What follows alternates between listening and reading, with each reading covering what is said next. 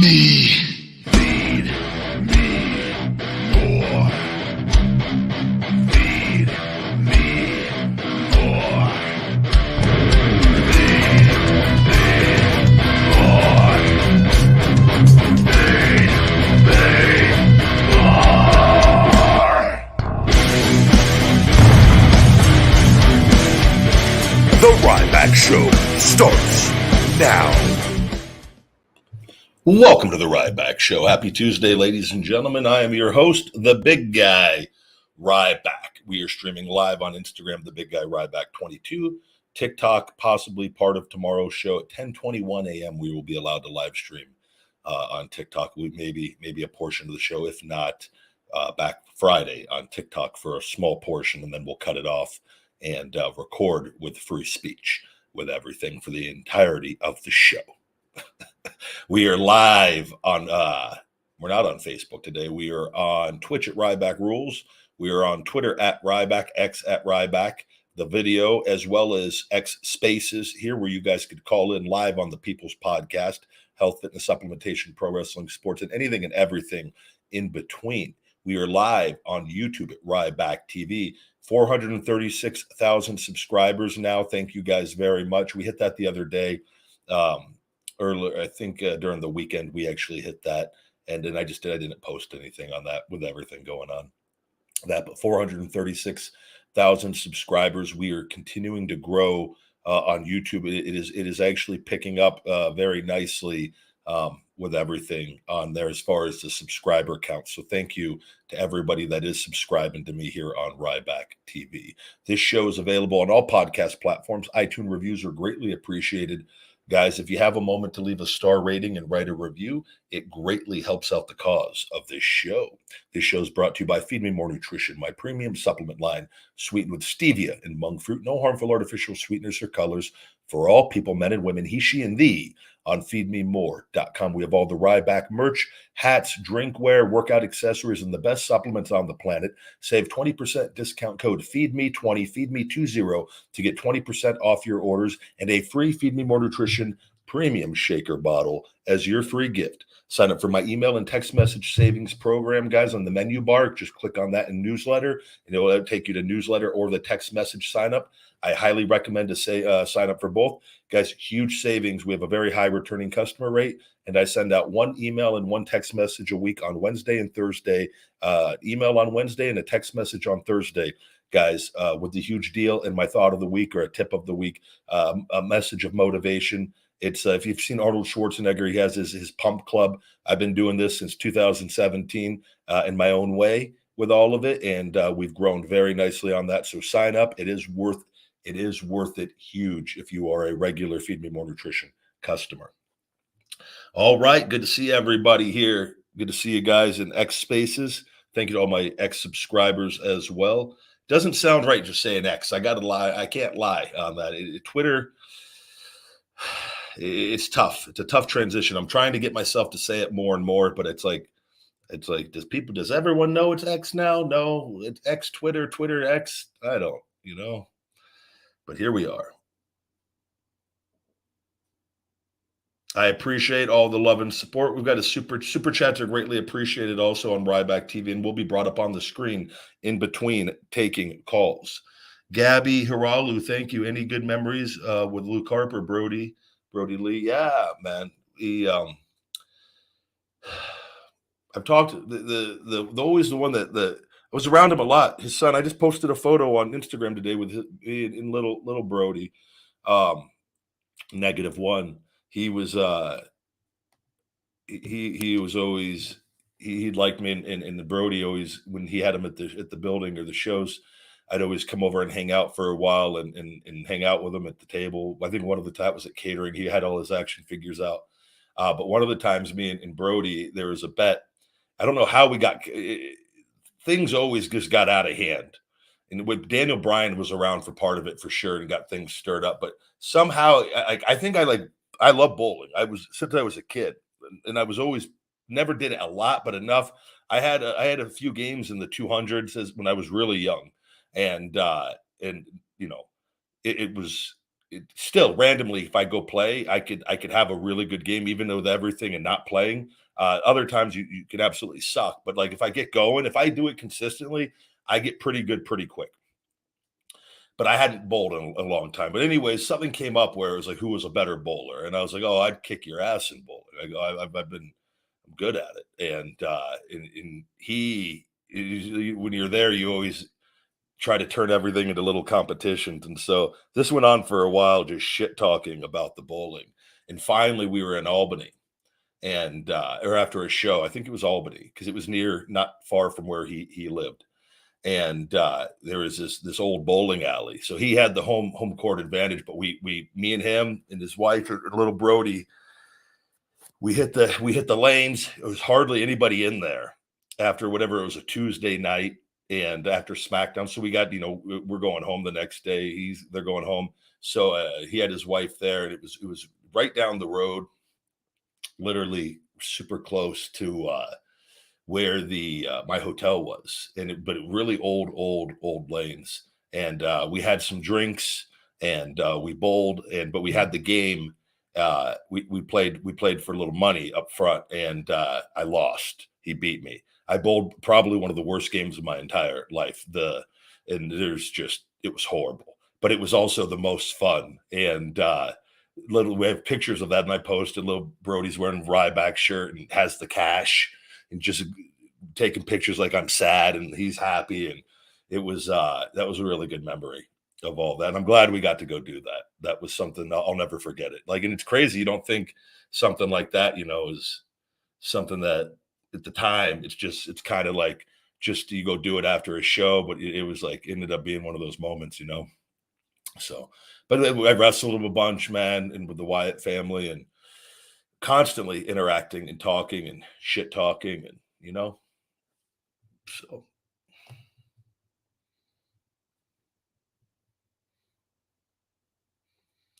Take a look at some more of your comments.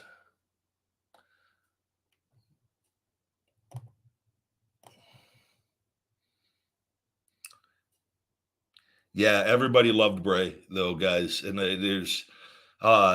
he made Bray the best way to Wyndham to it didn't matter what your relationship with him was as far as like how often you saw him. And I was around him a lot. A lot of the guys were, but he always felt like he's like the kind of guy you feel like you're best friends. That's to me the best way to sum up Wyndham. Is like it doesn't matter, like he just treats everybody good, and like he loves to laugh, and he'll joke around. Like he'll joke around with you if it's his first time meeting you, and he'll joke around with you if he's known you for 20 years. And I feel like all of us had the same relationship with him. When I hear everybody else talk, I'm like, that's the relationship I had with him too. And it's like he was everybody's best friend. It's like the best way to. I think it's the greatest compliment you can give somebody. Like on he's was that good of a person, and no matter what your relationship as far as like tenure with him was, I feel like he just everybody was his best friend. Well, I think it's a possible thing. Like I always told you, no matter I hadn't talked to him for periods of time, I would message him. He'd message me right back, And I unfortunately I didn't talk to him outside of I haven't talked to him since when he first came back here. We had a little conversation, and but he got right back, man. He always did.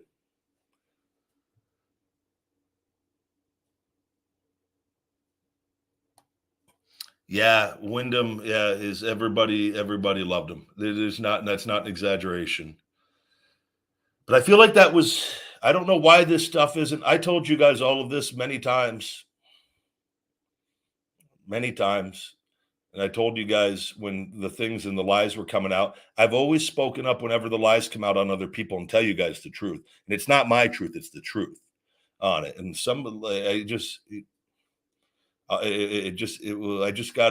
whatever. It just how this stuff is common knowledge. It's out there with stuff, and it sucks that something like that has to happen, and for the masses to finally understand, But we've all known that forever.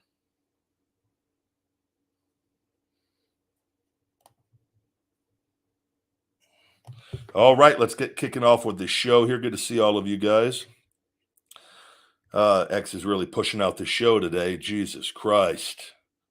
If you guys could retweet this on the thing, if you're listening to this show, I don't know why the Spaces is not pushing out to. I do know why it's not pushing out. They have me suppressed in their own words, but what can you do?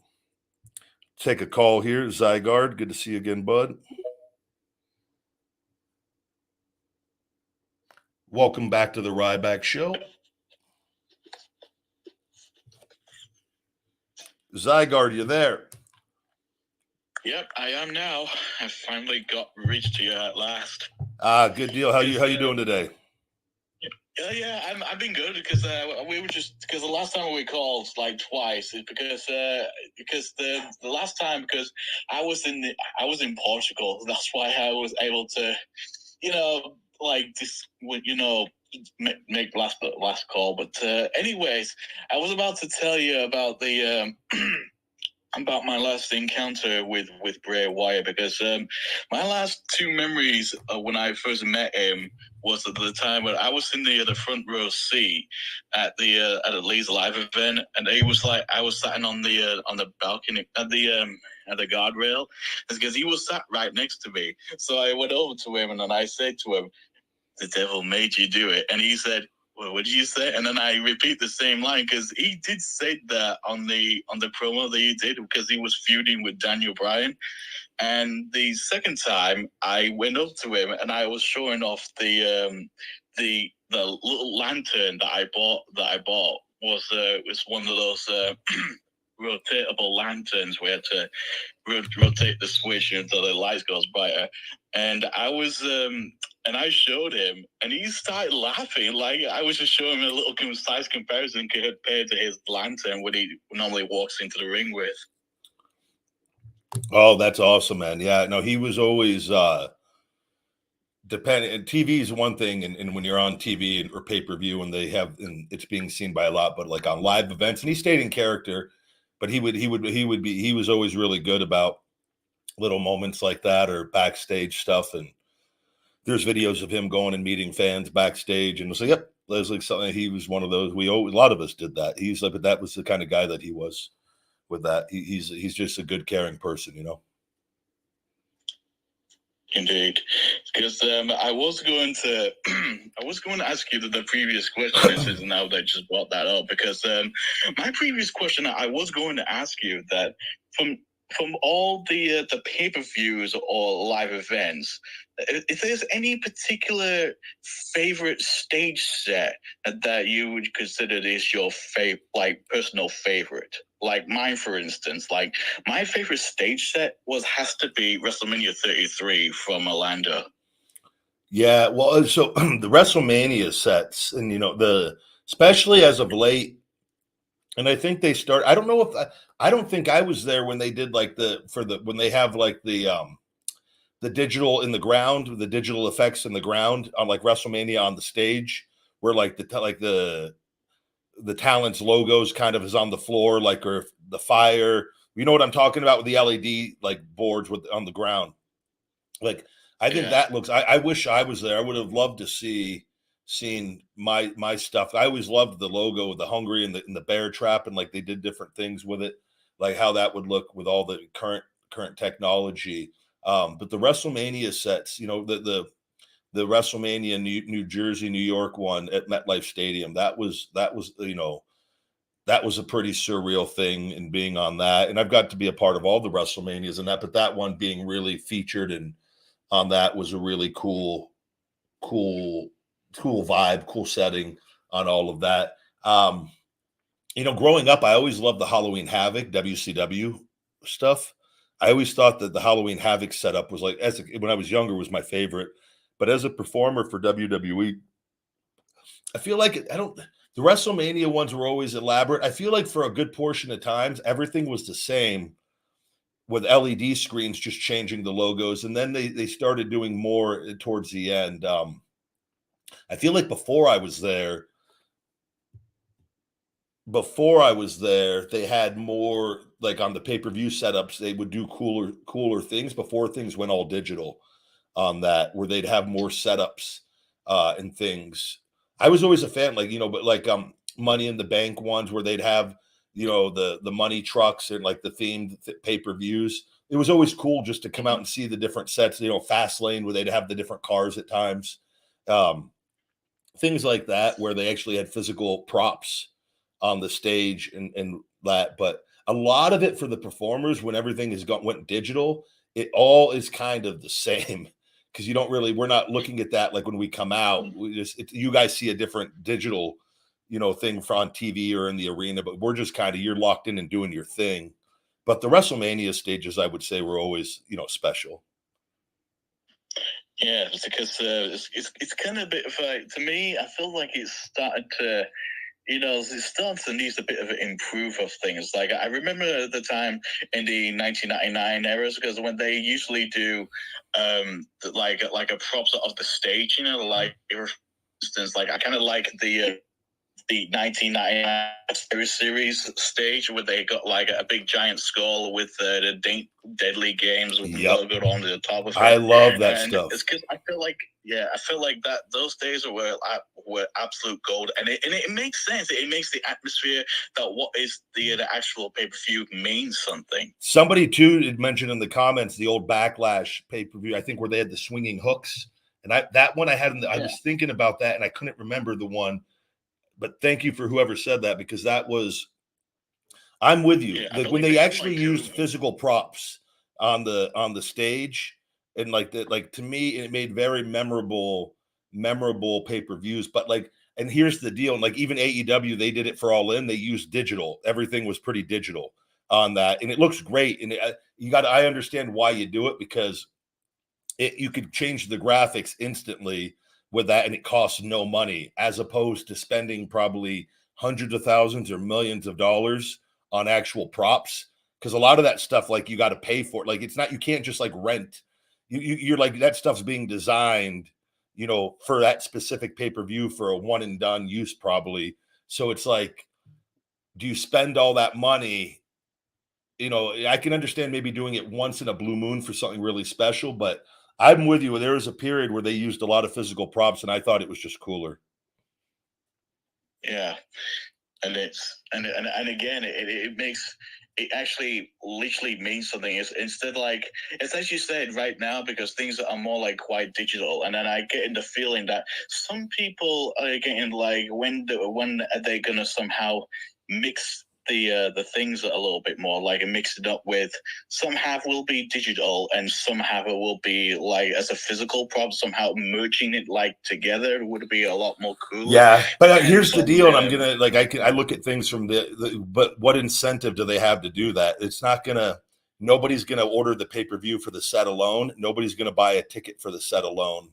And like, what, like, again, if you're coming down, the business, the whole point of a business is to be profitable. You could have LED boards, which there's a lot of people that like those better, and that looks cooler, and they could change them all throughout the show. You know, they could do that for pretty much damn near nothing, as opposed to spending hundreds of thousands or like, you got to remember, like, how many companies do you think make props like that for the different things, like those Backlash hooks that were swinging? Like, that shit is expensive. And then, like, there's nothing, it just goes into, it sat, I guarantee you they used it for that one pay-per-view, and it sat in the WWE warehouse. It's still sitting there, I guarantee you, somewhere in Connecticut. Yeah, I believe they made 2 of them in like the first 2 years. Yeah, before they are swinging. But like, I think at the time that was the best thing, and sure, that to make the things and look great. And then once things went digital, just from a profitability standpoint, you know, and that's not to say, like, you know, I think maybe like once a year, I wouldn't be opposed to once a year for All In or for WrestleMania. They go all out on the stages and with physical props and everything in that, you know. But like, that's probably, that's the biggest reason why they're not doing it, is like, because if you got shareholders, and WWE is a publicly traded company, that bottom line is their goal is to make as much money at the end of the year. And if you're spending, you know, $10 million on props that you don't need to be spending, that it's just something they're going to go, why are we doing this? We have all this digital technology. So that to me is probably why it's not happening like it used to. Yeah, I do see your point, because and my second question was, I'm trying to think, because I do think, for my honest opinion, I do believe the Just bear with me because I'm trying to think at the moment. Oh God, I'm trying to think. Oh, there's one. Have you any signs of any of Well, what I'm trying to say is that when I was watching NXT about like 2 weeks ago, and there was like a feud between Ilya Dragunov and I keep forgetting his name. That he was feuding. That he was because there was one thing I was sorry, I'm a little bit flustered all this. I'm trying to remember all this because Trick Williams. That's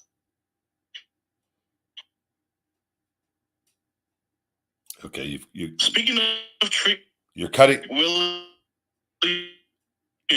Zygarde, I can't hear. You're cutting out. I'm gonna Zygarde. I had to remove you. It was you cut out for a period of time, and then it was in and out on that. I hopefully we'll get you back on. We had one great question. We'll leave it at the one great question on that and get you back on. And the internet connection was completely gone on that. But thank you very much, buddy. And thank you for sharing the Bray story as well. Primitive in the house. We got Jeff. Get Jeff on here. Sorry, and this is a show, so I have to keep things moving at times too. But the internet connection is a thing that if we don't have a good internet connection, I have to cut ties at times. Jeff, what's going on? Hey, bro. How are you doing? I'm doing well, thank you. How are you? Oh, doing good.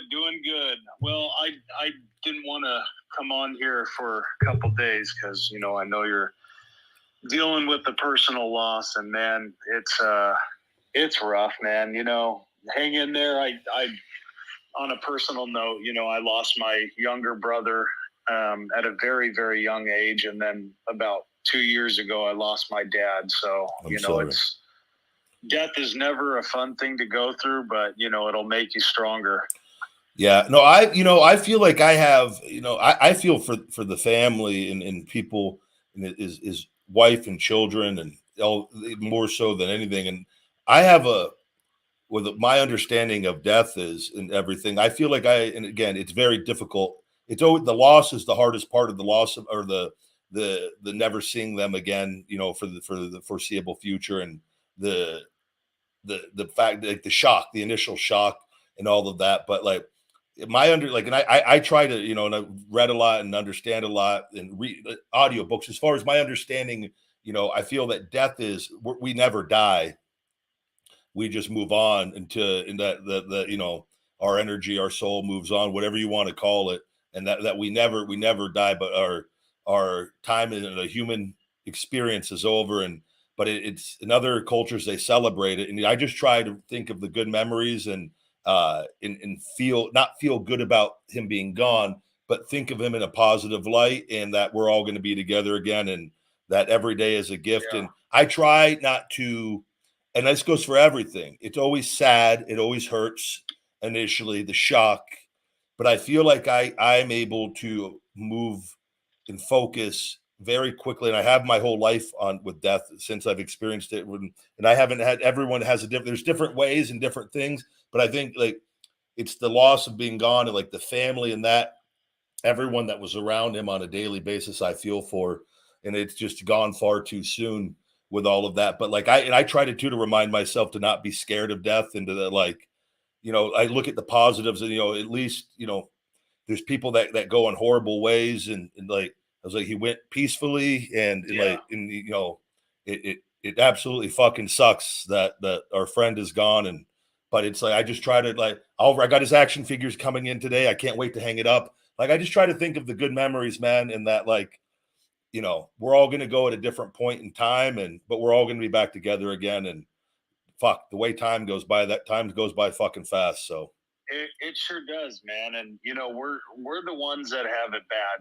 He's out of he's that, at peace. Out of that. Yeah, and it's exactly. But it's the family and close friends and all of it. It's the being gone and like then you just kind of unfortunately in being in wrestling, and too like I've experienced a good amount of death already in this business, Yeah. and fuck, I haven't. It feels like young still, but like I look at people, you know, Kevin Nash, you know, like in the, you know, Arn Anderson losing their sons, and you know, like with Mike Rotundo and like IRS like losing. I think of them, man, of like these things of like that loss from that a parent losing their child, and that's a different scenario, you know, than how I'm facing it. But like they've experienced so much fucking death in their lives, and like it's just crazy. But we all are gonna like it's that's life. That this is that is there's in the different cultures that talk about Buddhism that life is all about suffering and overcoming the suffering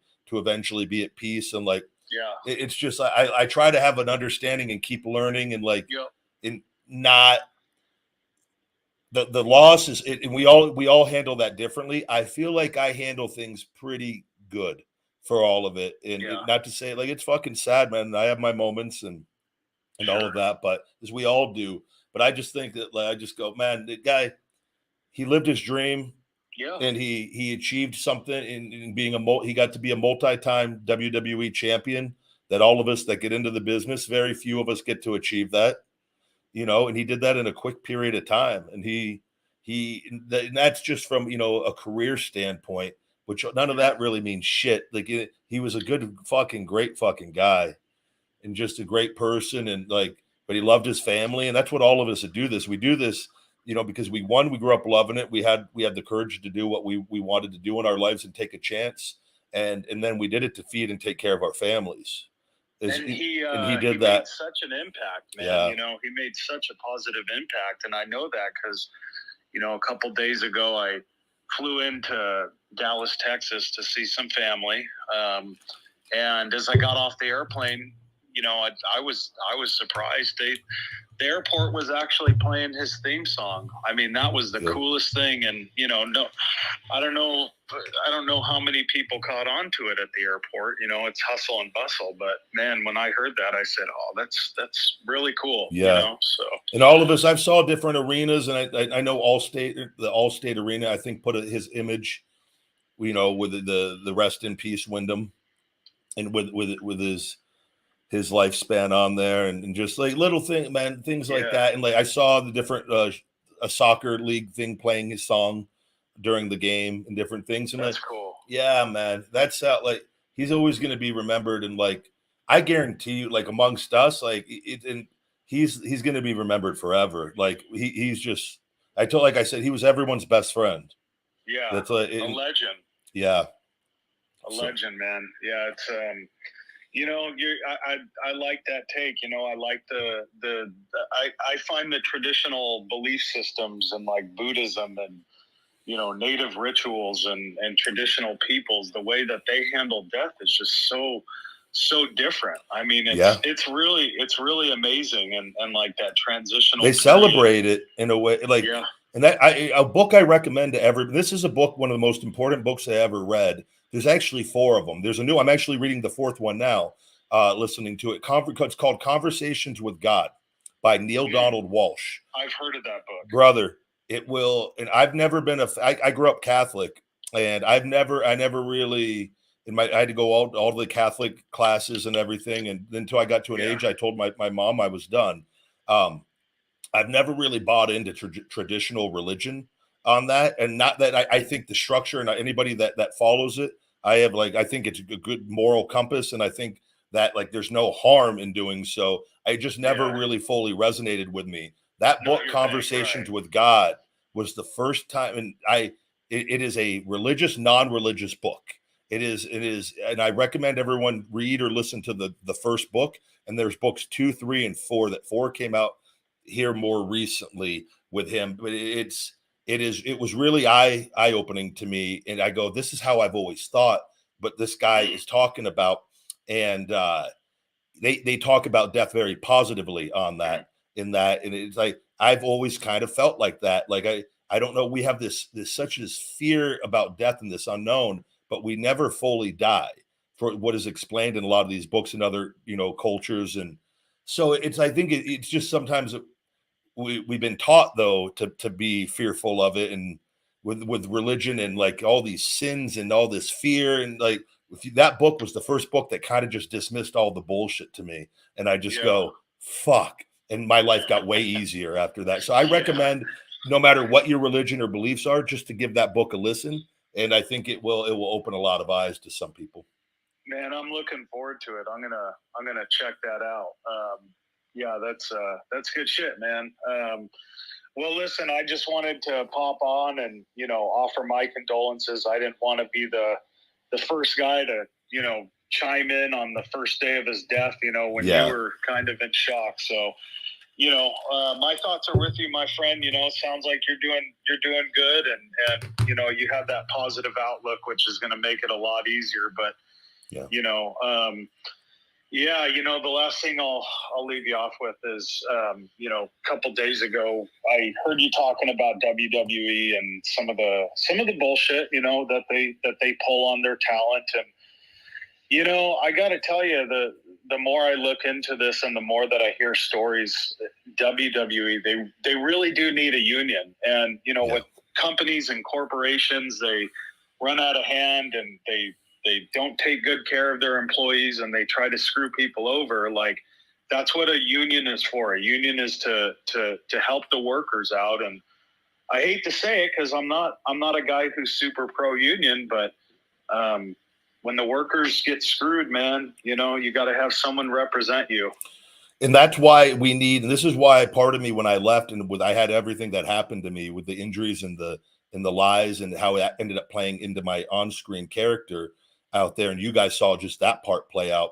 It gave me the motivation to speak up, though. And this is why, like, I've seen like some of the little hurdles that have been put in the way by WWE with things, and a couple of the people speaking out.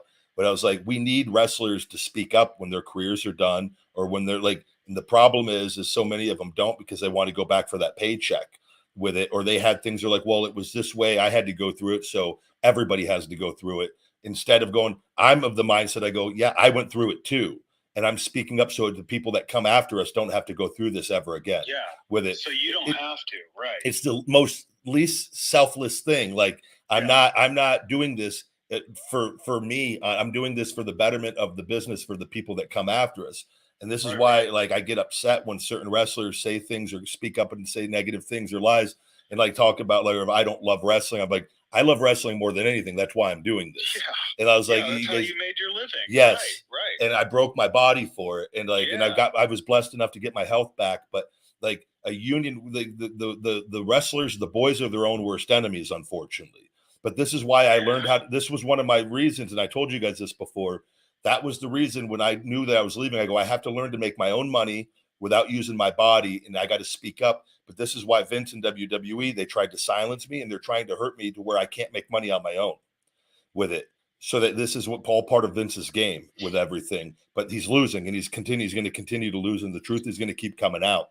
But like, we need more people speaking up. And like, I know from just the guys that have messaged me and said, thank you for everything you've said and done, like, on it. And like, and I laugh when I see like some of the others in the Booker stuff or the Mark Henry bullshit. And I'm just like, I will fucking destroy you guys verbally with this if we talk about this, which is why they don't want to talk about it with it. I was like, those guys are puppets, though, man. No, they're 1,000% puppets. And I'll call out their bullshit all day long, and with it. And I have enough people that have my back. The truth is going to win. But that's why I'm not backing down. I was like, I know the fucking truth with it. So, but I'm glad a lot of you guys are seeing it too. And it's like, I think it will continue to hopefully get better over time. For sure, man. For sure. Hang in there. Well, listen, man, I got to get back on the road, and it was good talking to you, brother. You too. Glad you're doing well, and hang in there, big guy. We'll talk soon. All right, Jeff. Thank you. Have a great day. You too, man. Take care. Good deal. Thank you. Thank you. Got a new caller here. E-Man. I don't think E-Man's been on the show before. E-Man, welcome to the Ryback Show. Yo, what's going on, man? I just had a quick question for you. All right, what's going on?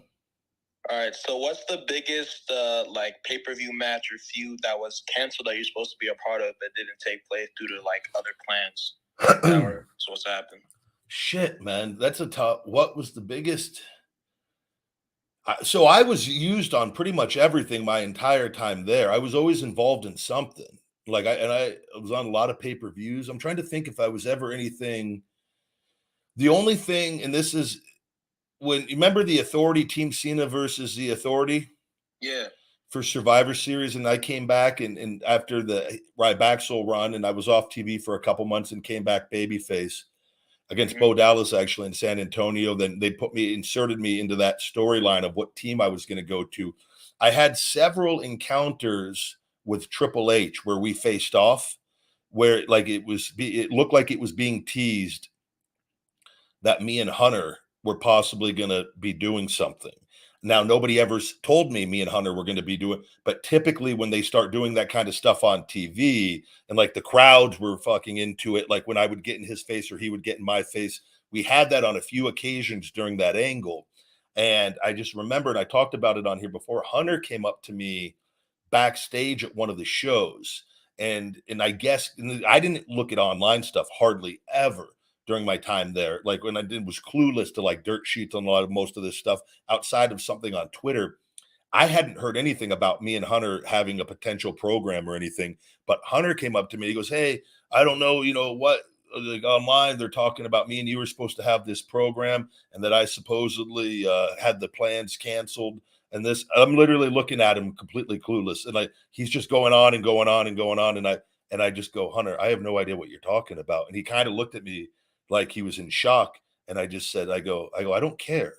And I go, "I don't read that shit." And he was embarrassed almost like because he was reading the dirt sheets on it. And I go, "But thank you for telling me." I go, "I didn't expect." I go, I just show up, man. And like, I just completely, it was, I just was, I didn't know what it was. And then I was like, I went and looked after and I go, "What the fuck is like," it's like when like people leak out things, it was like leaked out. Hunter had put a nix to having a program with me possibly or something. And I was just like, nobody told me we were having a program to begin with. So it's probably just a bunch of bullshit with it. And, but I like, that would be something at the time that would have been cool to have a program with him. He would have respected me even more knowing how fucking hard I can go with that, and how good I am. But he didn't, for whatever reason, we didn't. I don't think he wasn't working. He wasn't part of that program in the match or anything. He was just, he was a suit during that whole program anyway. So that would have been one that would have been, I would have liked personally because he would have known how fucking legit I am. No doubt. I had just one more question. So obviously in the 2015 Elimination Chamber, you won the IC title, but there's an infamous, botch where Mark Henry's pod. Yeah. I think the glass broke and he got in when he wasn't supposed to. What was your initial reaction when you saw that? What was going on? Fuck, why did you get out of your fucking pod? Anybody else, I would have told the referee to put his hand up and tell me to stay in. He wasn't scheduled. It fucks up the entire match. It's fake. It's not real. Like, why would you fuck up the entire match? Like they literally fucking ruined the entire match. He was in those things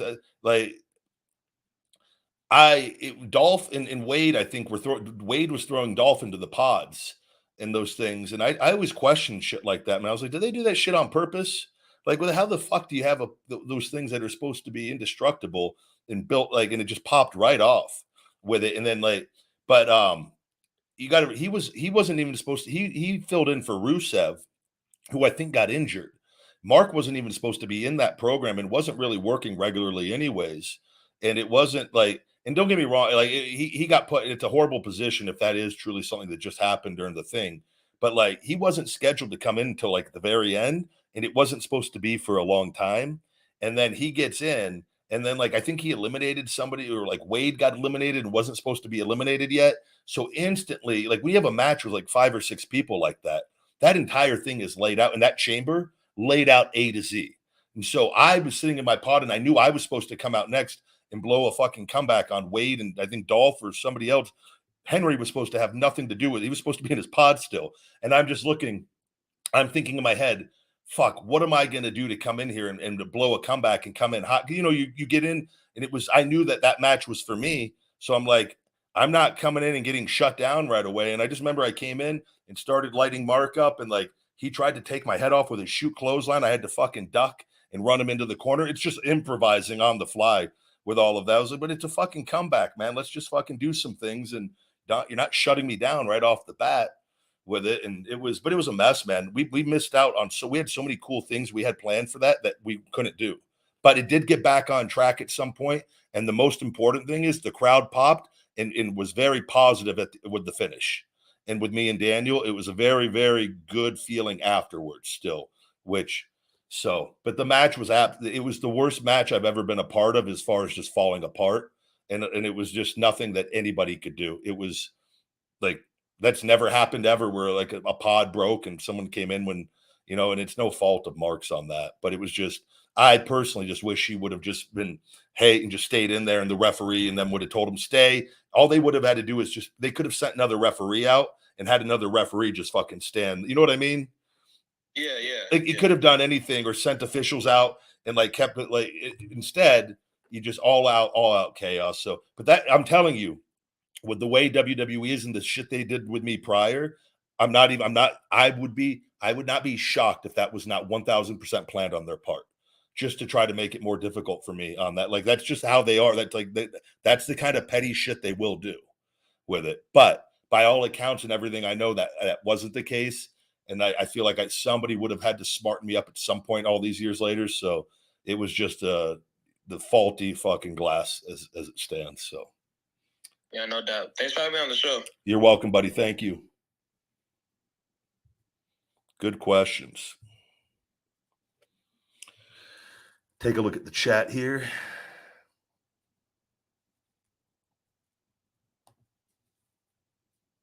Somebody talking about Michael Jackson would have been 65 today.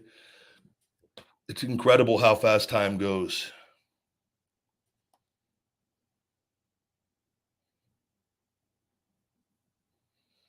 I was a big fan of Michael Jackson growing up, though, and still listen to some of his music as well. I believe he was also, I think he was fighting the big corporations as well, and I think they did a lot of things to try to negatively impact his persona and his brand. Obviously I wasn't close with him and know him, but you've heard enough people that were close with him where it's like, are you going to believe the people that were close with him or the made up media bullshit? And I think more people have chosen to believe the people close to him on that. Take a look here, get another caller on. I saw Shawnee. I don't know where Shawnee is today. Shawnee's taking a break. Shawnee.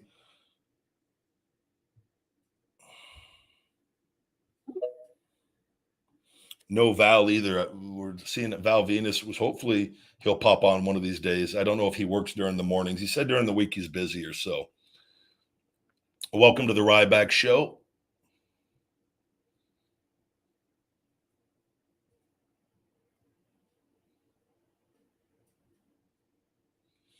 Hello, just got to turn that speaker on the bottom left. Hello.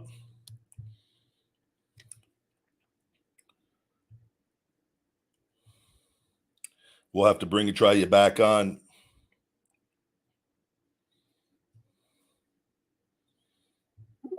Got Meat Dog back. Meat Dog, welcome back to the Ryback Show. It's Meat Dog in the house. How you doing, Ryback? I'm well, thank you, Meat Dog. Our week suspension, and by we I mean me, on TikTok is up tomorrow. So. Oh, okay, good. Got to be careful with that retard word. Oh man, I still can't believe that, man. Like, did you try and fight it? I appealed it and they declined it instantly with it. Oh my God. And I sent their support a thing in explaining the context of the conversation, and that I was asking a sarcastic question based off of the conversation, and I sent them the definition of the word retard, and I just said I go, in what way did I violate any rules with the use of this word? How I asked. And they didn't get back. So it's you're just not. It's like the word midget. If whatever their AI I think hears it, they instantly just fucking like the word can't be said. So yeah, no, it's just so funny. You send them a definition of it too. Like, here it is. Like, bold on Google or whatever, right? Like, it's just, oh man. Yeah, it's like a foolish or stupid person. I said it can be used in other ways as well. Like, but it's one thing if you're telling a mentally handicapped person and you know what I mean? Yeah. Like, no, and you're really just like, there's just the context of just fucking life is just out of hand with TikTok and a lot of these platforms. But what can you do? I'm just not going to stream the show on there. I'll just do the beginning. And then when I start taking calls, I'll cut it off. And then, because you never know what you're gonna get. Yeah, because all it would take is one of you just saying the word. Like, it's not worth it. So. No, yeah, and dude, and like I said, I see, like, I work in part time, like, while I'm waiting for jobs and stuff. Like, I work in retail. Like, I see people that are, they're like mentally incapable, or they're in a wheelchair or whatever. I'm like, Yeah. that's not my first thought, is to think, oh, what a retard. Like, no, like, I never think that. I don't think a lot of people are, and it's just we just live in crazy fucking times. Yeah, no, dude, and just I know it's been talked about lots before. I just wanted to pay my respects for Bray Wyatt. I mean, I like so many, like, millions of fans growing up watching him. Like, I was fortunate enough to see him wrestle twice and stuff, and it just it's just sad times, but also it's good to just it just shows you, even watching SmackDown, and then I didn't catch Raw last night, but just seeing how much he was loved and everything. So it's great to see how much of an impact he's left on this world. Yeah. So hopefully he continues on and into whatever spirit or whatever he has right now. And I agree with you when you were saying earlier about it's not like we just die and then that's it. Like, we're just, our soul or our spirit goes somewhere else. Our energy is never destroyed. We just move on. And yeah. I think in our time here is I think we know all, and prior, and we're, as we have our human experience, we're trying to relearn or discover who we are, and we all get to different points of that before our time comes. And it's just, but we never die. We just move on. And that's what I've got, his shirt, the Fiend shirt, on my chair on the back here. I see it every day I come in here.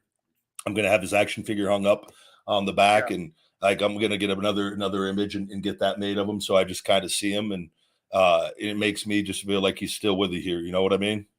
Yeah, no, absolutely, man. Yeah. And like, obviously you were close with him, right? So obviously, it affects obviously the wrestlers more that worked with him too, but even like the fans, right? Like, they grew up in their living room, like, for years and years watching him. And it's like, I mean, you don't want, it's like back in the day, it's like, oh, I grew up watching, back in the 80s, or any of the wrestlers that, have died.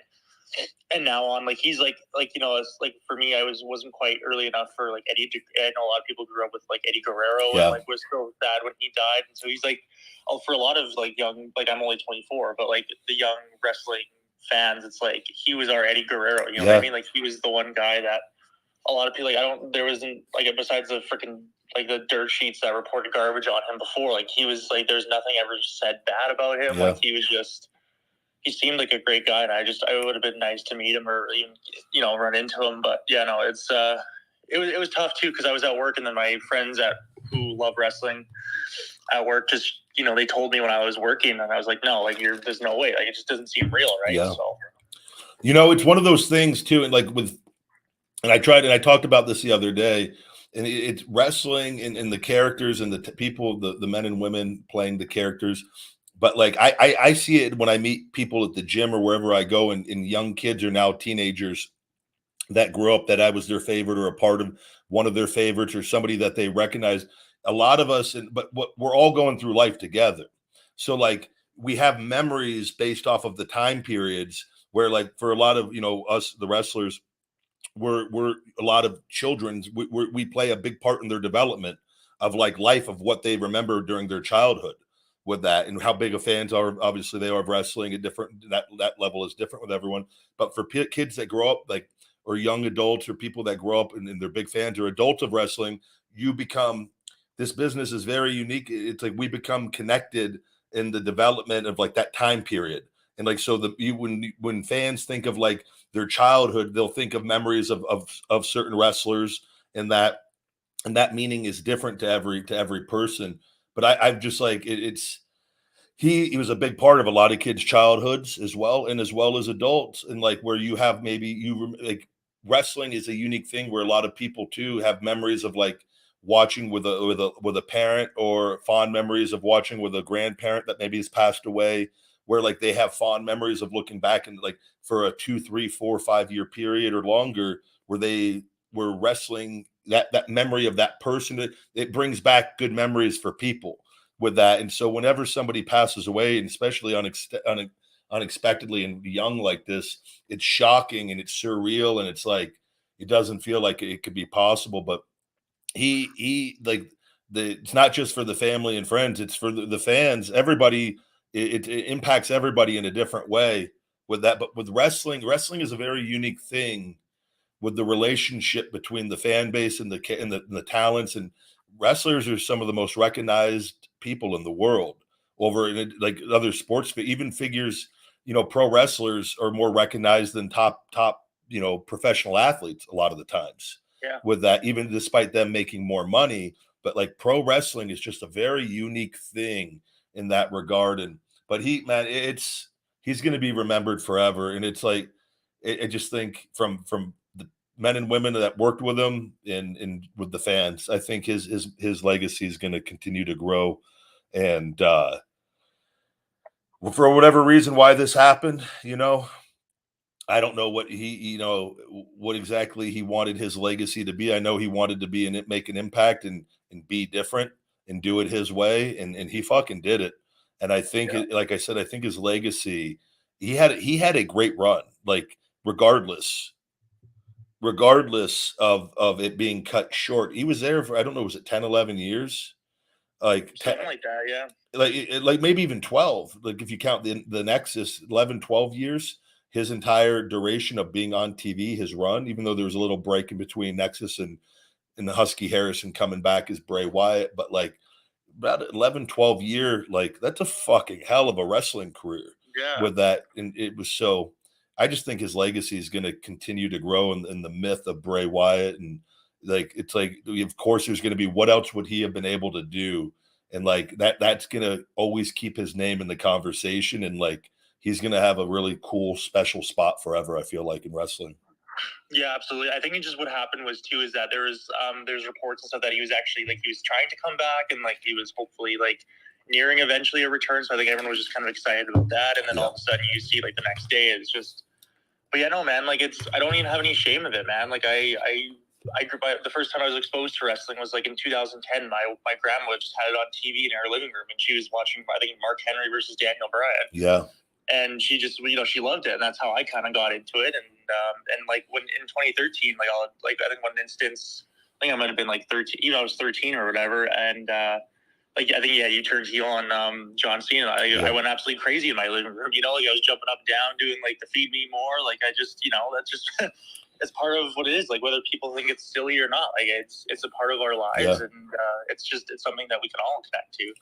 That's funny you brought that up with Cena. I don't know if you guys have noticed on Instagram, WWE, because there was a period where they were not to talk about me with everything. They are now posting me on their Instagram with Cena. They've done it 2 times now in the last week with it, of posting clips of Cena with me on there, but they tag Cena. They will not tag me on it. So fans always tag me when they mention me on WWE.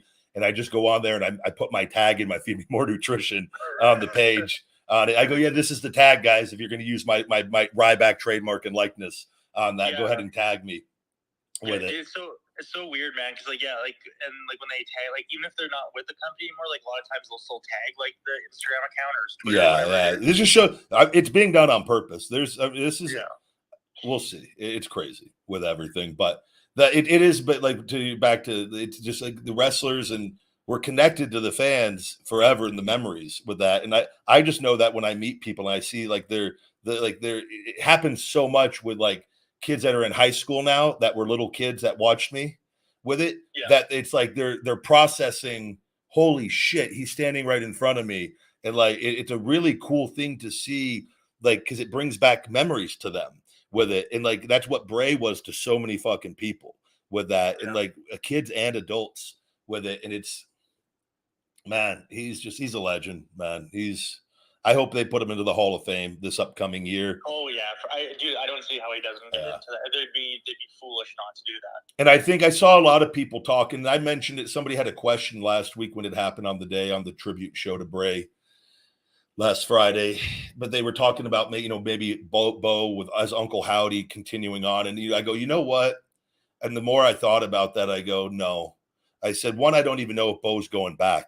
I don't know what I've heard different things from people I know. And I don't know what even Wyndham's relationship was with WWE completely, despite what some of the things just from some of the, and I go, it's just fucking crazy. I go, but the pressure, Bray was so unique and different and gifted creatively on that. That was his. That was never Bo's thing. Bo was always an entirely different person and character. And I go, there's just no way. I don't see Bo. There's no way for that to continue on to where I like the criticism from people on it, because Bray was just so special and unique of his thought process on what that vision was of that character and the different things that he was into or trying to elicit to the audience, that I don't know if Bo is the same on that. I think, though, I would, if Bo does decide to come back, I would like to just see him, I would like to see Bo get a fair shake to have success on his own, because they were always together in developmental. Bo actually had the better developmental career. He was an NXT champion and like FCW champion. He was like a workhorse down there. Like he was the one, he was working with all the top guys, and Wyndham was always great, but like Bo was featured much more. And then the roles, I always joke, I always said too, I go, you never want to peak in developmental. You want to peak on the main roster. As far as like, if you like, you don't want to, I shouldn't say the word peak, but like you want to be used better on the main roster. Than developmental doesn't really matter. You just want to learn and play as many different roles down there and get as much experience, and then be ready to go on the main roster. And that was always my goal. I never cared about titles in developmental. I just want to learn as much as I can, and then be able to go up there and apply what I've learned and make as much money and do as much good as possible. And, but I would like to, Bo is so talented. I would like to see him get a fair, whether he adopts the Wyatt name and comes back as Bo Wyatt, but he's his own unique individual. I don't know, man. I would like to see something, but I don't think it'd be a good idea to try to continue on what Bray had created with the whole Wyatt thing, as far as like the character and all that. So yeah, dude, I just was thinking about that actually the other day when I was like, you know what? I 100% agree with it too, because like you don't want, like, if you want him to come back and essentially just replace Bray Wyatt and be this like spooky, like, like entity almost for WWE, like it's just, I don't know. I feel like it'd just be doing, like, I'm sure even he wouldn't want to, because it's like you said, there's no one will replace Bray Wyatt. No, and that's what I'm saying. But I think too, like, I think people would just like how hateful and negative people can be, and like I just think Bray was so unique of what he brought to the table with that. I think it's just going to be that will live on forever, and hopefully Bo can have a restart of being himself and come back. I think the people, know that he was Uncle Howdy and that connection is there, know they're brothers. I think there's more of an opportunity than ever for him to come back and have a much better role in the company than he ever had. And I think the fans would be much more, or like really accepting of him, in which he wasn't. That was another thing I thought, he wasn't there for the tribute for last week on SmackDown. They flew in Braun. I know Cody came in, and I don't know if Roman was there, but like, Bo wasn't. And I'm sure, I just know Bo. I know he's absolutely destroyed. Yeah. Who wouldn't be losing your brother, man? And they were close, man. So I don't know what his future holds in wrestling with everything, but I just hope he's okay. That's all. Yeah, no, me too, man. I think it would have been too hard. I'm sure they maybe tried to reach out, hopefully invited him. But yeah, no, and yeah, that's all I wanted to say. I know I'll get Big Shawnee on. I always like to hear. Good deal. Well, I appreciate it, Jake. Yeah. Thank you so much. Yeah, Ryback. I appreciate having good conversations with you. And as always, I'll be back on shortly later on. Good deal. Thank you, buddy. Thank you.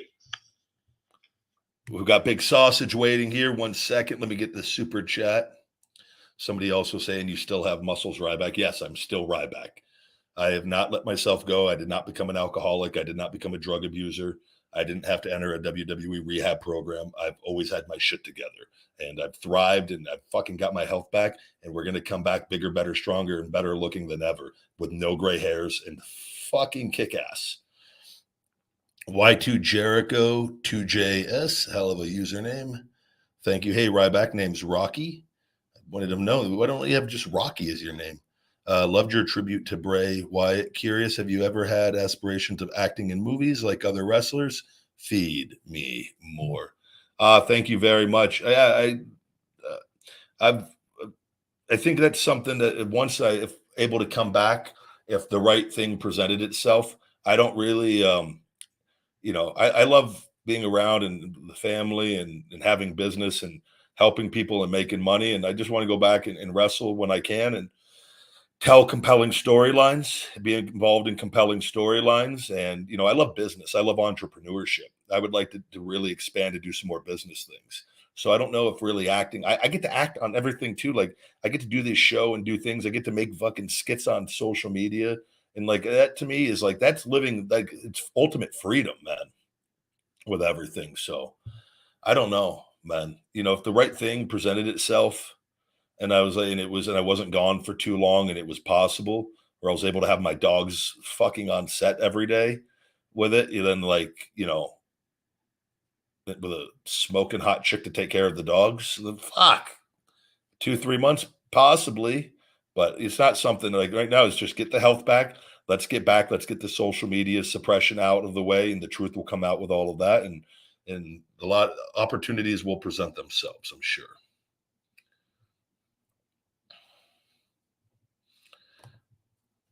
Take a look. Hayden says, out of all the personalities, your tribute for Wyndham was the best.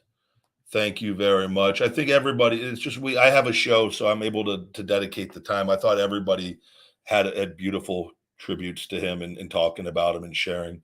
I just, you know, have the show.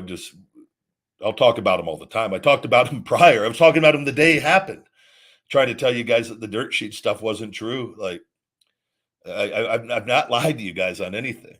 I really haven't on things. And I get upset when I see this stuff, and because it's like, I know what this means to those of us that do this. And I hate to see fans or people that should just love wrestling. I hate to see the hate and the negativity. I don't agree with it on it, because it's all lies. And you guys are getting upset over lies on a lot of things, but he was a great fucking guy, man. All right, let's get going. Big sausage. Big sausage. Big sausage. Happy Tuesday, buddy. What's going on? Big guy.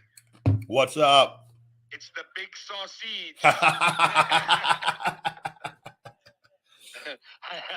I got out of my meeting a little early, guy. I have the streak going like Brock Lesnar, so I was like, I like Undertaker. I thought you were still sleeping. Then I saw you pop in the chat. They're like, oh, he's awake. Yeah. Good. Yeah, I was talking to somebody while on the phone, while in the chat. Refinancing somebody's home, and like then right onto the Ryback show. Oh man, did you see this stuff with Dylan Dennis, big guy? No, what happened now? Oh my God, he put out a video of Logan Paul's fiance saying that it's her on the video, and she's like, I went on TikTok, right, big guy? No, we're not on TikTok. Okay, so she's like, in the video, it's her, and I guess like she was single at this point, and she's like, I just want a big fat cock. Oh God. She's like, in the video, she's doing that. She's like, so if anybody can find me one, she's like, as long as it has no STDs, I'm fine. And he posted it, and Logan is getting his asshole ripped. Why where was this? Like, what was this a part of an interview? Like, what? Twitter. Wait, she said this on Twitter? No, he posted it. I don't know how he's getting these videos. I don't know. Bro, that guy's a fucking. He's a dog with all of you. He's been trained well, and he's from that McGregor School of Hard Knocks. They just sit up and drink fucking proper 12 and just fire back. He's probably been a part of some Connor fucking comebacks. And hell yeah, I swear to God, I'm gonna offer to pay him so he could do this to Chase. So he can find Chase cross-dressing and shit, you know what I mean? You know there's some videos out there, you know? Oh my God, that would make my whole life. Dylan, I didn't realize though, but Dylan, because Dylan hasn't fought, he acts on social media in a way like where I know though what he's doing for entertainment.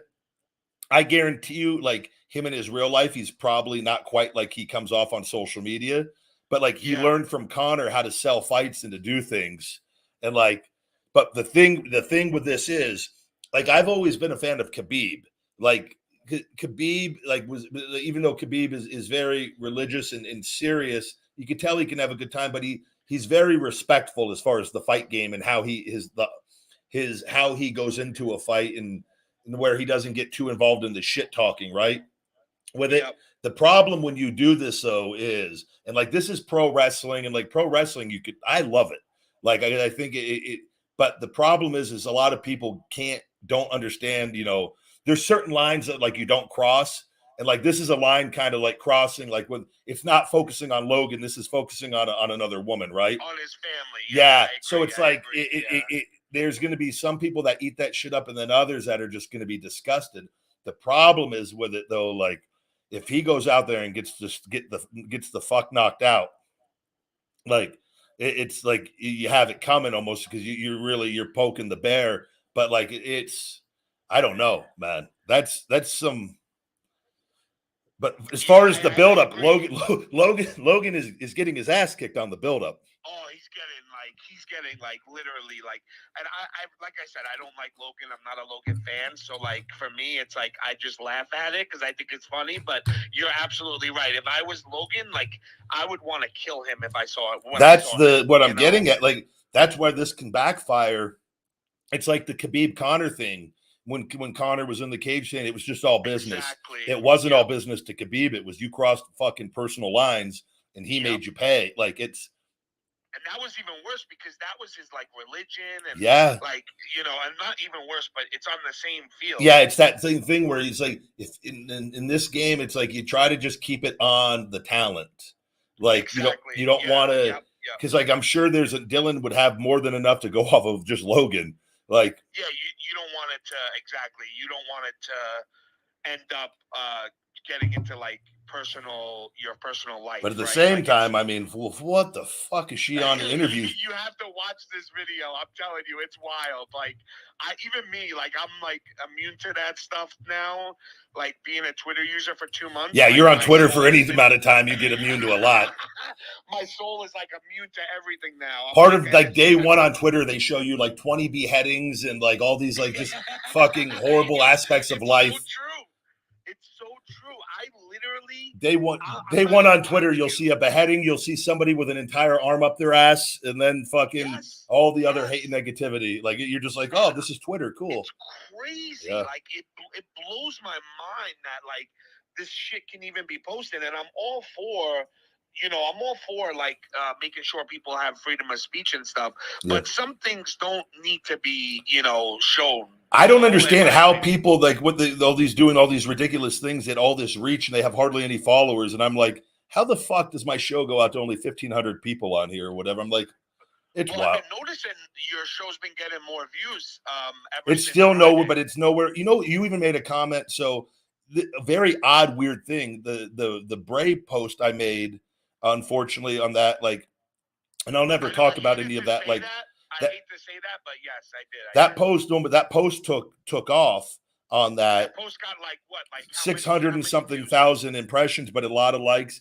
But it was very odd it was one of the only ones. But even that, though, compared to other people with following, it doesn't do nowhere what other people's do that have a similar following. But that was a great, as far as. That was something. It was a breakthrough. I'll tell you, I've had 2 posts that happened at random times with Twitter that it's been on Bray Wyatt on 2 different occasions that took off on really odd, weird things with it. And then that one, but then everything, it's just, my thing is so low. So anything, even if I get like 14 or 15,000 impressions, it's like, oh, that got like a good amount of views. It's like, that's not a good amount of views though on it. It's just, that looks like more though, compared to, like, you just can't, it doesn't make any sense. But if you look at the actual engagement of like that post compared to like my shows, the show engagement is better as far as the numbers. It's just, but there's like, so how the fuck do they choose what gets distributed and not? It's just really odd, man. Yeah, I guess like we said, it all goes back to like the algorithm. But they say, they've told me I'm suppressed. They won't tell me like for why. They've already admitted on multiple times in the last month that I'm suppressed. So. And that for negative behavior, that they can't tell me what it was, and I'm like, I get it. So I'm like, but we were talking about in the chat, big guy. We're talking about like Lita and China during those times, like during that run of Eddie Guerrero, and I just remember Lita and that the thong that she would have like poking out. Oh man, like I don't know. Are you saying that I should start getting really risque on X on Twitter here? What do you think the world would do, Shawnee, if I just started posting pictures of me in like thongs, like walking, like, hey guys, come shower with the big guy, and I do like those walkthroughs where I'm just showing, and then like you see videos. Is that Ryback jerking off on Twitter? I don't even do OnlyFans. I just go, fuck WWE, fuck wrestling. I'm just gonna fucking get all the engagement in the world and just ruin everybody's fucking childhood on it. Is that what you want, Vince? You want me to do the Brian Knobs and just spread my ass cheeks on Twitter? Is that what you're looking for? You're like, holy fuck, Ryback's spreading his ass on Twitter and just tagging Vince and WWE and everything. Ryback's wearing a banana hammock in the middle of a Chick-fil-A. Just fucking doing the most ridiculous things, like just completely lose my mind and just fucking like I just go, well, if I'm going down, everyone's going down. You're all gonna fucking see it. No drugs, no alcohol, just completely sane and sober. And you're just like, what the? Not even getting any money for it. Just fucking, just making making Feed Me More Nutrition fucking protein shakes naked on Twitter and like, hey guys, have a protein shake with the big guy, and I'm just completely nude because Twitter has no rules. And get as sad as this world is, I would get way more views doing that though. 1 million views. Yeah. That's my new thing. I don't even have to pay for advertising. Hey, you fucking suffer from low energy? Fucking just turn around and I'm drinking my Wake Up Unlimited Energy rock hard. Fucking, you're like, holy fuck, the big guy has a hell of an erection. I just picture you walking up and down the Vegas Strip with like you're in like a banana hammock and you're spray painted like Feed Me More. Brother, I should just do a gimmick. Someone record me and just act like a homeless person on the strip with a sign that says former WWE superstar #hungry feed me more with a little fucking thing and just walking up to cars and just let my facial hair and my hair grow out. I bet you I could make fucking more money doing that gig than doing 100%. People are like, oh man, and then just posting it on social media and become like just to get exposed. Like I don't need to be doing it, but it's like making too much money.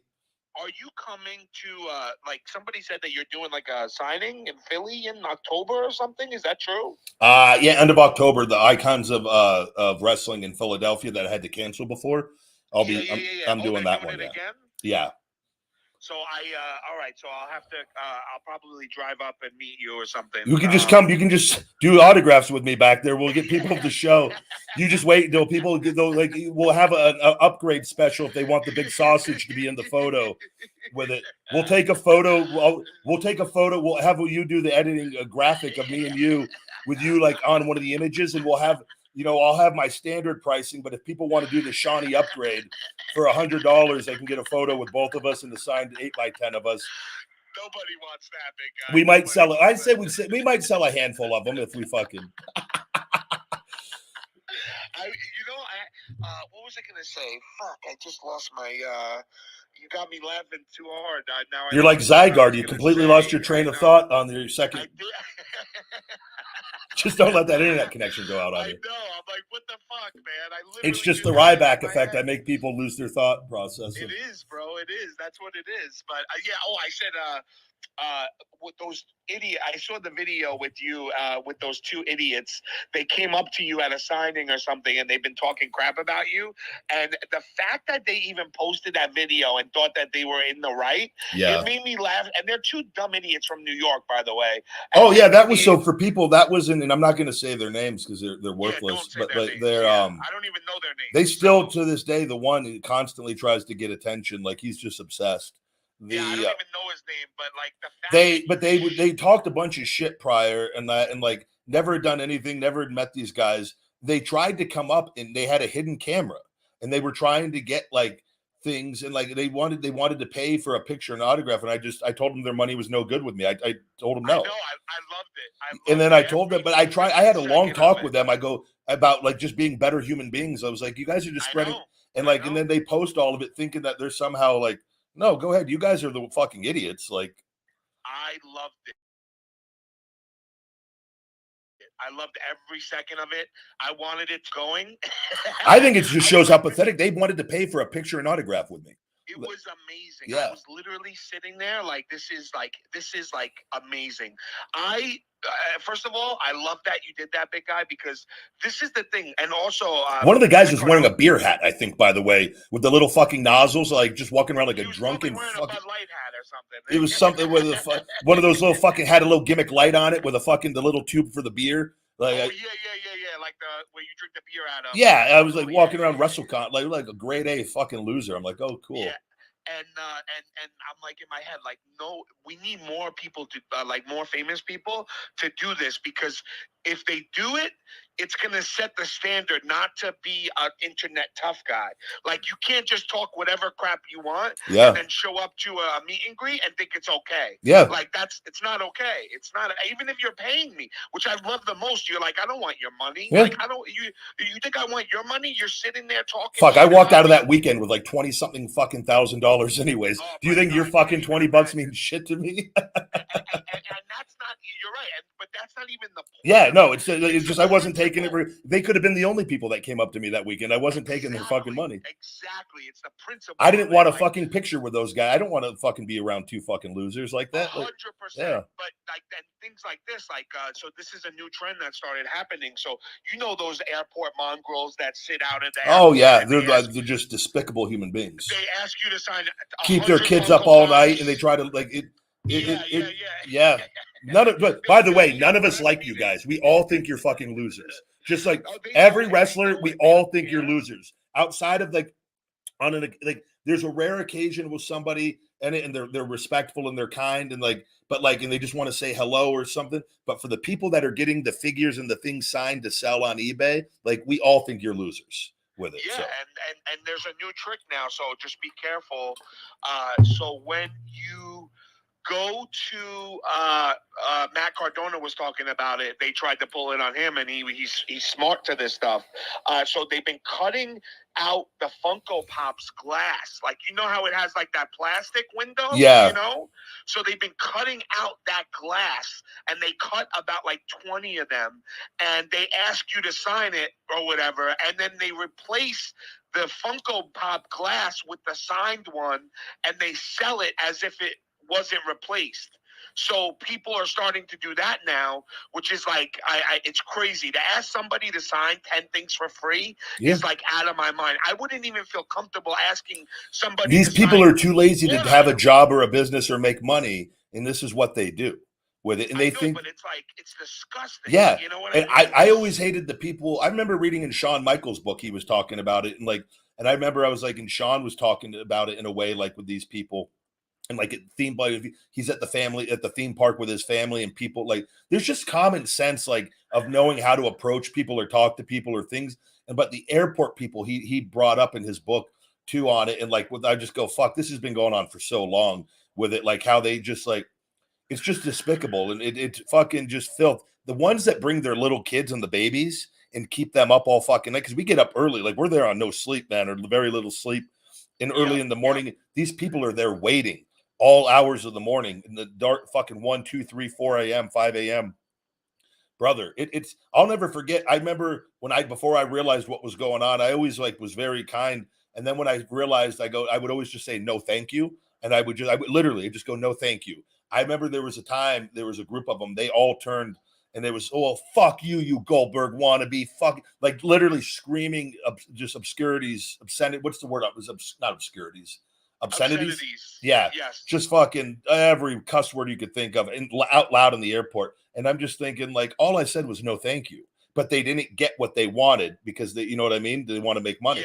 Yeah. And so they don't really care about you anyways with it. So like they don't care about you at all. They just care about the money they're gonna make on it. And they don't want to go and do anything, and they think they're owed everything. It's like it's the same thing. And this is why I didn't like staying at TV hotels. I would always just pay for my own hotels outside of if I had to do media, and I would have to stay at TV hotels at certain times because the media, you have to be up really early and they got to pick you up in the fucking car or the SUV and take you. Like, It's so like, and then you go back to the hotel, sleep for a little bit, and then go to the building or go straight, depending on. And I did a lot of that, but like I usually, anytime I would fucking pay for my own hotel, like away from the city, so that like fans wouldn't know where we were, because at the TV hotels, the fans, it's like the airport people, they would know what TV hotels we would stay at. And those they camp out at the hotels. There'd be some like in Chicago, brother, they'd be just fucking hundreds of people down in the fucking lobby, like waiting. And so you're like, and they just want you, like, they want you to sign stuff with it and like pictures, and you're just coming in dead fucking tired and just want to get food and go to bed. It's like, they just have they don't have any respect. It's one thing if you just want to look, if you have kids and you just want to show them, hey, you want to maybe like see what, but like, even then I would feel like you explain to kids, there's a time and a place for that. And to be like, respect should always come first, but they don't with it. And they don't care. They don't give a fuck. Shit. No, and they want what they want, and they don't want to fucking go to work or have a business or do anything. And that's a way for them. They fucking do that with enough people, and they collect their fucking food stamps and everything, and they fucking that. It's a horrible fucking mindset. So more people need to call them out like with that. Like, I'm not going to be nice about it, because any fans that know me, I'm the nicest guy in the world. I will not tolerate bad people though. I'm excited to meet you and hang out and grab something to eat or something and get to know you. And we're gonna do a feeding time together if you come out to film. 100%, man. That will actually be people. I think Big Guy. That's I'm gonna send that. I'm gonna have that edited and sent off to the Food Network for Big Guys versus Food. I'm not even gonna fucking tell you about it when I do it. I'm just gonna do the dessert. How about that? I'm gonna tell them the whole backstory, that we've been best friends our entire lives, and like, but we're like real life twins. I turned out we both had the same interest in, like, we're very similar, but I ended up jacked and you ended up a little bigger, but we're both big guys at the end of the day still. And Big Guys versus Food, just going around fucking. Catcher from Sandlot, and we'll have a hit. We'll have a hit on our hands, bro. We'll have a hit. That catcher, the Smalls from Sandlot, the fucking what's his name? You're killing me, Smalls. That's not like Smalls, that guy still looks the fucking same on TikTok. He looks exactly like him. Yes. They need to redo that movie as adults. You know that Ricky, what's the guy's name? The Jet Rodriguez or whatever? Yeah. He doesn't do signings apparently.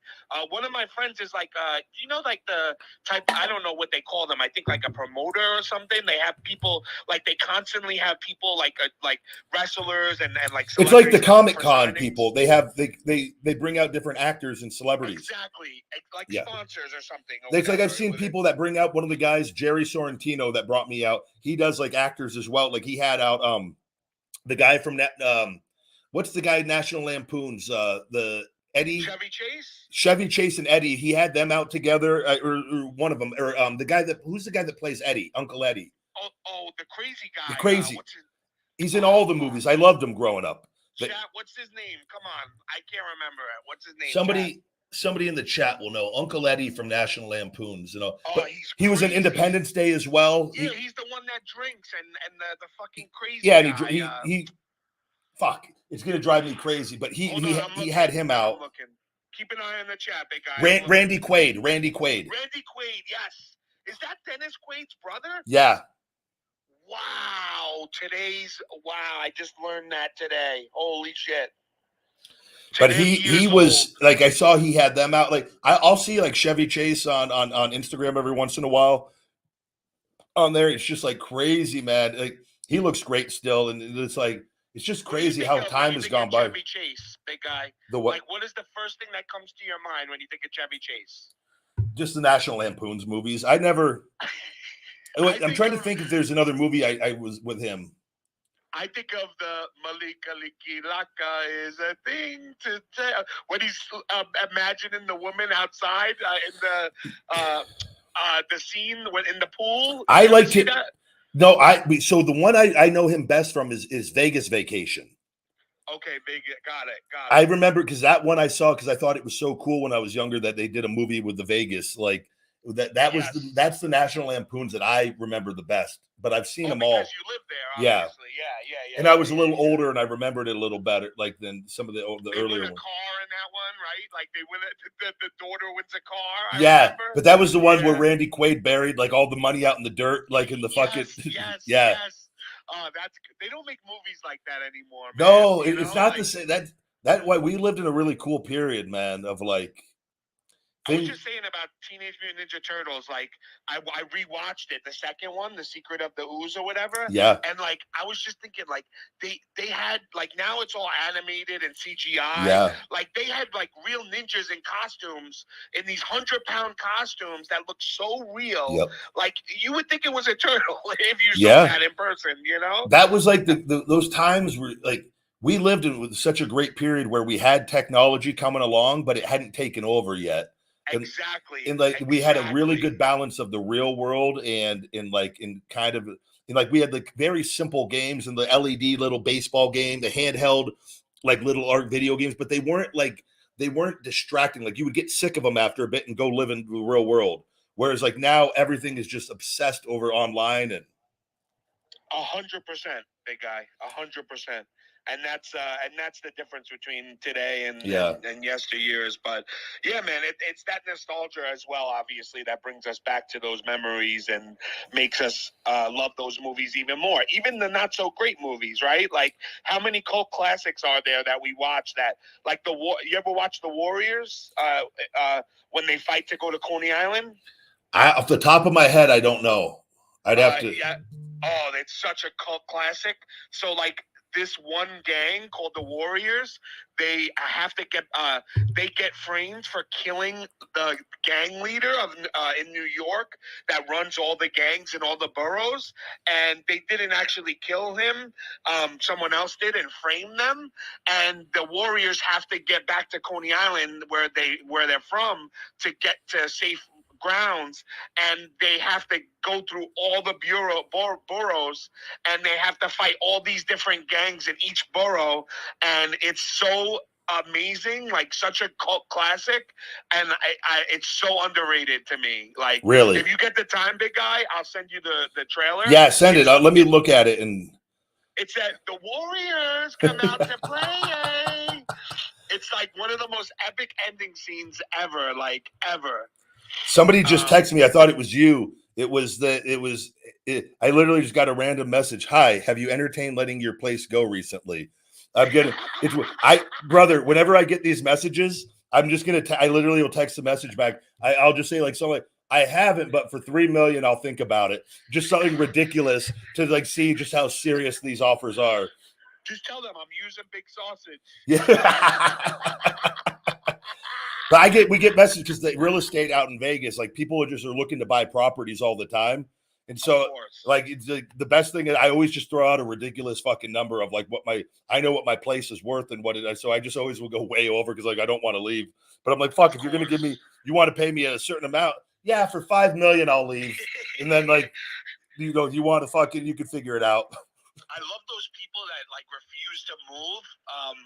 Remember that Disney movie Up, big guy with the old guy, and like he goes into it was like an animated movie. I'm sure you didn't see it, but I don't, but I know what you're talking about, where people like they want to buy land for the government, yeah, and they refuse to move. So like in real life, this old lady, it's based off a real like old lady. This movie, and she refused to move because they were building condos. They offered her millions of dollars, and she's like, "No." I sounded like The Rock there. Millions of dollars. And so billions of dollars, and she refused to move. Like no amount of money, and that to me is like, the moral code and the strength you have to have to not leave what you love. That shows me everything I need to know about you. You know, like money cannot buy. Everybody says like the rich people are like money can buy everything, and hey, maybe it could buy most things, but some people. If they pay you enough, though, you could just have your place. I feel like you could have it moved. They could like somehow take the actual wood and the things, like if you did it and had it rebuilt, like in a new location, and still come out pretty solid. I'm sure you could. Yeah, I'm sure you could. Have it cut off in sections and shipped off and like fucking put back together. And they're like, well, I fucking showed you guys. I love that. There was a show like on A&E where they would move houses and stuff. And I'm like, this only happens in the South. I've never seen a house being moved on a highway in New York. Yeah, I've seen different things online, people where they've built freeways around different land, and like somebody had their home just sitting in the middle with 2 freeways going around it. And like, I'm just like, good for you. Like, if that's what you don't, I understand like that and different things. But, sure. Yeah, no, but if people offer you enough money though, you're just like, well, that fucking I'll take a lot of pictures and we'll be all right. I guess at some point it's stupidity, right? Because it's a material. At the end of the day, everything's materialistic on that, but there's sentimental value and memories, and it's one thing too. Like the house might come from generations, or like your great grandfather built the house, or like that's the thing. You don't know where it's yeah. So that kind of stuff is a little different on that. But like if we're talking modern fucking this, I just moved here in 2014, and I love this place, but you want to fucking stupid. I could also go get a much nicer place and be really cool with, if it comes up. Yeah, so. I could be cool for the rest of my life. Yeah. I'm going to text that number back and I'm going to put a number. I'm going to go, how big of wrestling fans are your clients? And fucking, do they want to live in the big guy Ryback's home? And then you get that information. We're going to go 4.5 million. They could fucking live. I'll leave everything here for them. Those big houses, those expensive houses right now are not selling because there's nobody that can, unless it's an investor that is going to get a good deal on the house, like they're not selling. Yeah. Well, Vegas is a unique thing though, because we're still with all the sports teams and like we're growing so rapidly here. Because it's growing. Yes. Vegas is like my value. I think my home came down a little bit with everything the last like year and a half, but it's still way high. Like I'm way like my house is since I got it. My house is over doubled in price since I bought it. Oh yeah, I 100% believe that. I think we're sitting at like 850, 900 fucking. So it's a nice, and that's not even like dealing. If you sometimes you can sell things if you like depending on I've been off of TV now and whatnot, but you are certain people like I've tested the house out multiple times just to see what we can get. And like we've had people that are wrestling fans and they're willing to pay over. Like we had some nice offers when I just got, I don't want to. But that's like crazy. It's just good to know. I go, fuck, people will pay over if they like.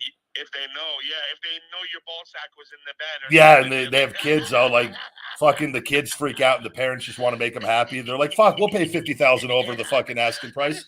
Hey, Ryback's balls. Guys, I'll leave one of my singlets here for you that I wore for you. I put it on right before I moved out. Fucking.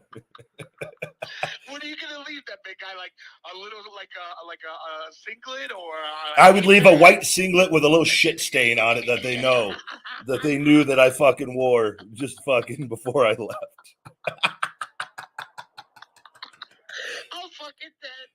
I'm fucking dead. I only have one white singlet that it was a little too tight. I only wore it I think I wore it on the Fastlane pay-per-view against Bray Wyatt and the Wyatt family, where it looked badass, but whoever made it was made a little snugger than the other ones, and I didn't like it. Was like a little uncomfortable, and so I only wore it one time. So that one would ride up right into my ass. That would be the one that I could I'll fucking. We'll leave that like. I just picture like little Timmy coming in, like his parents just bought him a new house that Ryback lived in, and he runs up to his room and he's like, he like opens the door slowly, and all of a sudden he just sees hanging from the ceiling. He sees this white pair of singlet with a big shit stain. They wouldn't even know. He would be so excited. He would throw it on. The parents would think he had the shit stain on it. I would be in the fucking clear.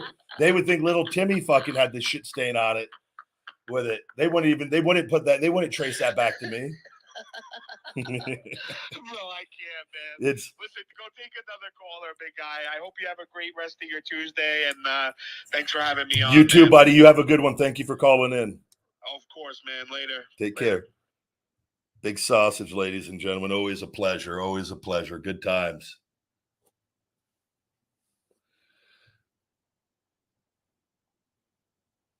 Take a look at the chat here. That singlet would be on eBay within minutes. Oh, man. Guys, this show is entertainment. I hope you guys take it as that.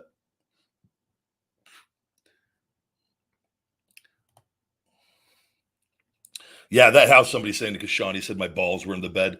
Yeah, I can't wait to message back that number. And I'm just going to say, I'm just going to put a number in with the wrestling and see what they come back with.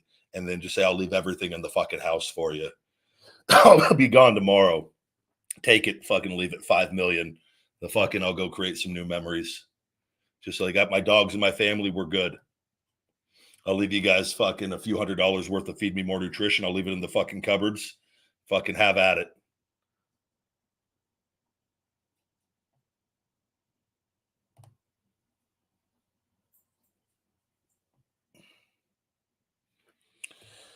Let's see here. We'll do one more call. One more call for today.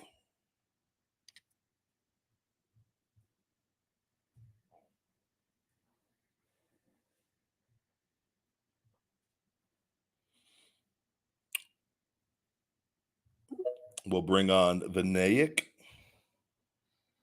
Welcome to the Ryback Show.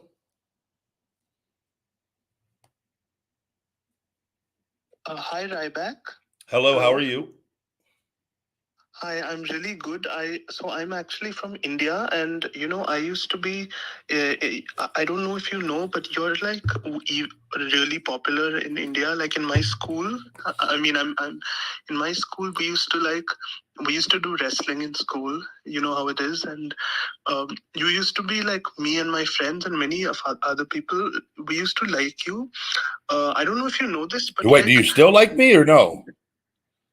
No. I still like you. Okay, I'm just checking. But for different reasons now compared to then, because I don't know if you know, but like we have a different in India. We have a different idea of physicality, I think, than in America. So in our country and in like my school and all that, people used to like your kind of physique much more than the usual Cenas and Michaels and Undertaker, and so. Your physique is something that I remember in my school, at least, you would definitely, and even in other parts of my city, you used to be someone we really looked up to. That was then, but I must say, today I am a fan of yours for a different reason, which is when I see the difficulties you had in WWE, I think it's something that many of us who have other difficulties in life, we can kind of relate to, of feeling, I don't want to impute things, but I feel like when I listen to you, I feel like I can understand because, I'm a lawyer now. I see some of my friends who are, I compare myself with others, and I feel like I could have done a bit better, or I had a bit of bad luck. So I get encouragement from seeing you and seeing how you lead your life in a very I don't want to look at other people. I just want to focus on myself. Yep. So that's something I find inspiring. Thank you very much. And, I've been over there and they flew me out at WWE when I did media out there. And we had I think we had like 11, 12, 13, 14,000 people at one of the malls when I was in Mumbai. And just, I've seen I've wrestled out there a couple different times. And I've seen the very, very thankful for the Indian fan base out there, and very loving fan base, very passionate fan base. I see that in the comments at different times on social media and whatnot. So thank you very much for that and the kind words. And, hopefully we got the comeback story and keep everything rocking and rolling. But I greatly appreciate it. One quick thing I just want to add. I don't like the way people attack you like Jim Cornette and Booker T. And I frankly, you don't need to agree with me, but I personally think many of these people in WWE, maybe because of their educational backgrounds, that they don't really know how to speak to people. Yeah. Like you are one of the few people, I would say. A few other wrestlers in WWE are people who are mature, have seen the world. And I think I'm very sorry to see how Jim Cornette and Booker T and all speak. It's okay. It doesn't bother me. I know the truth. So it's like when the people like with fans or people that are like really hateful or negative online, I know the truth. And I just realize they don't know the truth and they're reacting to lies and they're letting that. And so it never really bothers me because I know the truth and the people that know me know the truth on it. And here's the deal at the end of the day too, with all the lies and everything, WWE and what they're doing on the social media suppression, they know everything that they're doing.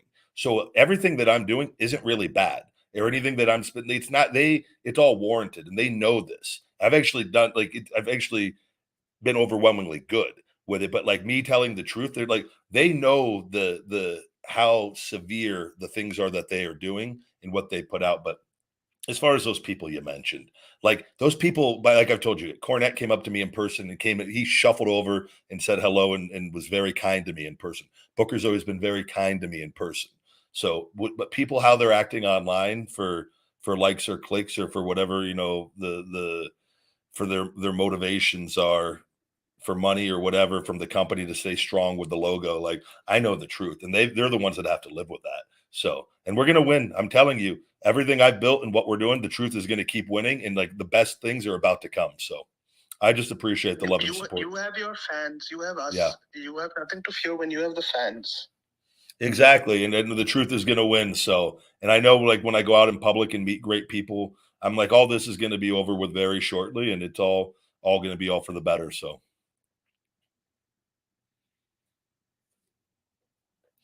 But I thank you. I thank you for calling in and hopefully can have you back on and appreciate all the love and support. Thank you very much, buddy. I don't know if you were coming back on, but greatly, greatly appreciated and appreciate the kind words. Yeah, Indian fans over there, they're very kind. It is, man, great times over there. It's been, I remember, actually, we'll end the show with this. I remember I went to India for media and then we went back as a group. They went back. It was the first time WWE brought everybody over there, which is one of the reasons I went over the years prior was they sent me for the video game and their relationship with merchandising and they were doing a lot of things with India and getting ready to gear up to do a big show there again, which I think we went and did we did 2 super shows over there back to back. If I'm not mistaken, because I think I wrestled Miro on one of those nights, if I remember correctly. But I remember Bray warming up. I think Bray Wyatt was the opening match I want to say it was Bray Wyatt and Kane. And if you were in India and there, I think this was what it was. I remember they were the opening match the first night, and everybody was really excited because it was packed. And they bust us in, and like there were fans everywhere. And I'll never forget, it was Bray Wyatt and Kane on the lockup. The crowd went crazy. And like they were just so happy to see American wrestling, WWE wrestling in India. And that was like, but I just remember Bray. I remember being in my gear and Bray being in his gear warming up and he was right by me. And thank you because that brought back that memory. And I'd forgotten about that. But I remember he was so pumped up and ready. Like he was so amped up to go out there to wrestle. All of us were with it. And it was, and they were the opening match. So like nobody knew what to expect. And so they were the one, and they were like, they loved the match so much. It was like, they reacted to everything. And like nights like that, where the crowd is just red hot, if you've been to a show, and it's different than like TV, the crowd, like live events. It's like, that's true pro wrestling where you could take your time. You could literally just lock up and the crowd goes crazy and you could break and you could just let people go crazy and you don't have to try to rush to do things. And you're just like, you're in the moment as well. And I remember Bray was so fucking happy. I remember he got to the back and he just like, we always loved wrestlers. We love when crowds, because it's like, we work so hard. It's like, and every place is a little different, but like they like sometimes when you're in places all the time, people get accustomed to seeing you all the time, but like when you go to a new place, like, oh man, that was a special, I remember that. It was cool. So thank you. With that, guys, we're going to go ahead. We're going to wrap up today's show. Check out my Feed Me More Nutrition over on feedmemore.com. Save 20% discount code FEEDME20, FEEDME20. Get a free shaker bottle with your orders. Guys, I got my hot sauce on leagueoffire.com if you want to try the Ryback Pepper Slam Chug Challenge. Very intense heat. If you want to see how mentally tough you are, leagueoffire.com. It's on the homepage, the Ryback Pepper Slam Chug Challenge. iTunes reviews greatly appreciated. If you've got a moment to go after this show to leave a star rating and write a review, guys, if I can get 2 or 3 of you guys every show, we could really get this keep going in the right direction and work our way to 1,000 reviews on that, which is a good milestone for the audio platform. And subscribe to the audio. If you watch this show live and you can't always catch every episode Monday through Friday, anywhere from 9 to 10 a.m., we always start up here during the week. guys, you could subscribe, get the audio. It goes up shortly after the live, and you can go back and listen to all the archives on there as well. All right, guys, we'll be back again tomorrow. And until next time, my friends, stay hungry. Feed me more. Hey, Rybackers, don't forget to hit that like button, smash that subscribe, and shell shock those notifications. For the best supplements on the planet with Feed Me More Nutrition and all the latest cool new Ryback merch, visit feedme20.com.